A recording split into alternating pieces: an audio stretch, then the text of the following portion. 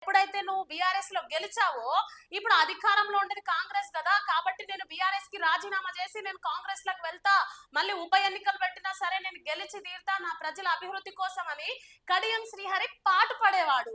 కానీ అందులోనే ఉంటూ డ్రామాలు ఆడుతూ మళ్ళీ కాంగ్రెస్ లకు వచ్చినాని ఈ డ్రామాలన్నీ ఆడడం కరెక్టేనా? ఇది కరెక్టేనా? ప్రజలారా మీరే తీర్పు ఇవ్వండి. చూడండి ఇంకా తాను చేరలేదు, ఇది పచ్చి అబద్ధం అని అన్నారు, తాను పార్టీ మారాలన్నది పచ్చి అబద్ధం, ఈ విషయంలో తనపై బురద జల్లే ప్రయత్నం చేస్తున్నారని ఆవేదన వ్యక్తం చేశారంట. ఎవరు జల్లిరయ్యా బురద నీ మీద? నీ మీద నువ్వే బురద జల్లుకుంటున్నావు.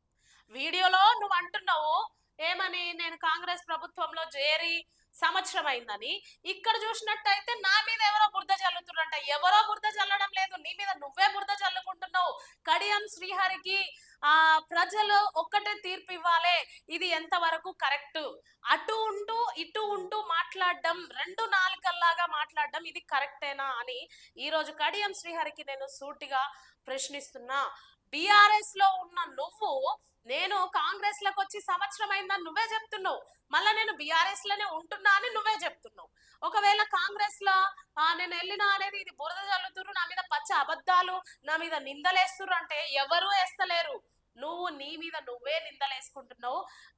ఎమ్మెల్యేలు రాజకీయ నాయకులు కొంచెం సోయి ఉండి మాట్లాడుర్రి. పచ్చి అబద్ధాలు మీరు మాట్లాడుతూ మళ్ళీ వేరే వాళ్ళు బురద జల్లుతురు అనేది ఇది ఎంతవరకు కరెక్ట్ అనేది రెండు వ్యత్యాసాలు మనం చూసాం కదా, వీడియోలో మాట్లాడింది చూసాం, అట్లనే పేపర్ క్లిప్ కూడా మనం చూసినాం. వాళ్ళకి సోయి ఉండి మాట్లాడుతుర్రా లేకుంటే ఎట్లా మాట్లాడుతుర్రు, ఈ రాజకీయ వ్యామోహం మీద వాళ్ళు మాట్లాడేది ఒక్కొక్కసారి వాళ్ళకి అర్థం అవుతుందో లేదో కూడా నాకు అర్థమైతలేదు.